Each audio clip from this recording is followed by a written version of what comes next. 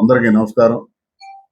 ఈ మధ్య మన రాష్ట్రంలో జరుగుతున్నటువంటి పరిణామాలు ఏ విధంగా ఉన్నాయో అందరం కూడా గమనిస్తూనే ఉన్నాం. ఇటీవల కాలంలో ఆంధ్ర రాష్ట్ర ఉప ముఖ్యమంత్రి గౌరవనీయులు శ్రీ పవన్ కళ్యాణ్ గారు తిరుపతిలో లడ్డూ మీద కల్తీ జరిగిందనేటటువంటి అభియోగం ఆయన లేవనెత్తినప్పుడు ఆ రోజు వైసీపీ ప్రభుత్వం ఉంది. ఎందుకంటే పవన్ కళ్యాణ్ గారికి ఎన్నో సమస్యలు ఎన్నో విధంగా, అది అటు పూజారులు కానివ్వండి, లేకపోతే అక్కడ ఉన్నటువంటి భక్తులు కానివ్వండి, ఆయన దగ్గరికి వచ్చి సమస్యలు చెప్పినప్పుడు, లడ్డూలో కల్తీ జరిగినప్పుడు ఆయన అది బయట పెట్టినప్పుడు దానికి సిట్టు వేయటం జరిగింది.